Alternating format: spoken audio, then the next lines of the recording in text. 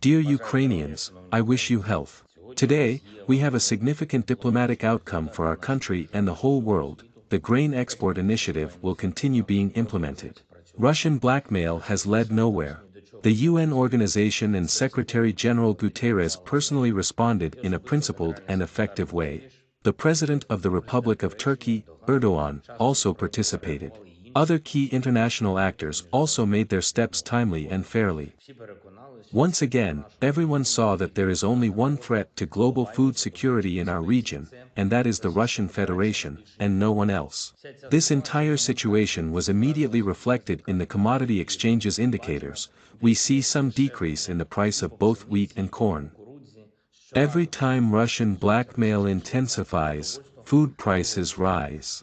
And every time the world does not give in to blackmail, food becomes cheaper. And if there had been no Russian attack on Ukraine, there wouldn't have been even a phantom threat of the global food crisis.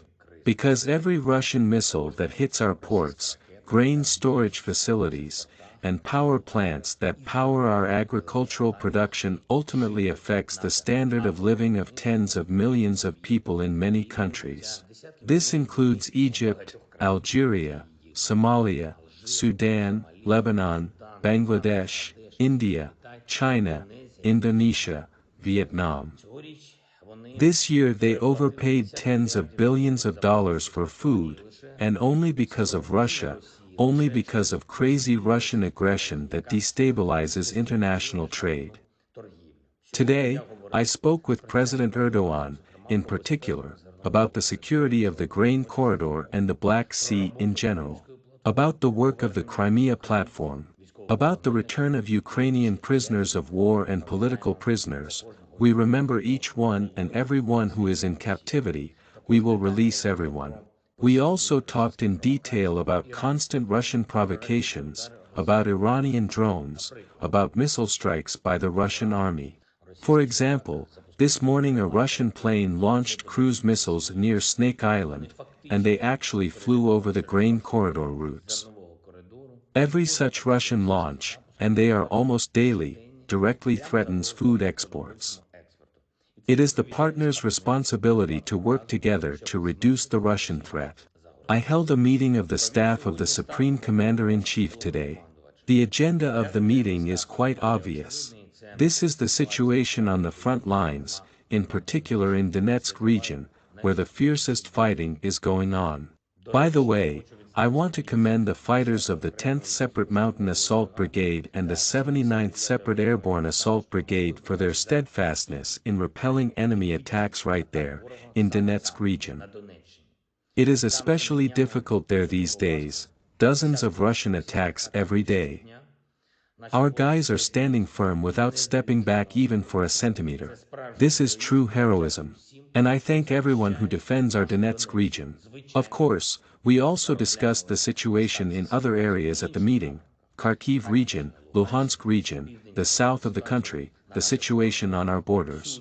We are strengthening our positions everywhere and working towards the key goal, the complete liberation of the entire Ukrainian land. I held talks with Minister of Foreign Affairs of Spain. He was in Ukraine today.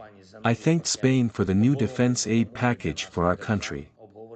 We discussed what could further strengthen our defense. In particular, we are working together with Spain to provide a really working air defense shield for Ukraine. And I'm glad to admit that today the famous and talented historian Timothy Snyder became the new ambassador of our charity platform United 24. His name is well known in Ukraine. He is one of those who consistently defends the historical truth about Ukrainians and explains to the world why Ukraine is important. Now that Mr. Snyder has joined the fundraising effort to strengthen our anti-drone defense, he will focus on the Shahid Hunter project. I am sure that when we together provide Ukraine with reliable protection against this partnership of the Russian and Iranian regimes, it will be one of the strongest pages of our state history. And one more thing I would like to pay attention to. You probably heard today that people from the Kremlin are saying that they demanded security guarantees from Ukraine. we should think for a moment about their statements. 252 days ago Russia demanded security guarantees from the United States of America. After 8 months of Russia's so-called special operation, the Kremlin is demanding security guarantees from Ukraine. These are really striking changes. This shows both the failure of Russian aggression and how strong you and I are when we remain being united. Millions of Ukrainian men and women who fight and work for our freedom. And millions of people around the world who help us resist Russian terror. Together we will ensure the defeat of the terrorist state and its punishment for the terror it brings. We guarantee that all of Ukraine will be free. Eternal glory to all our heroes. Eternal memory to all those who gave their lives for Ukraine. Glory to Ukraine.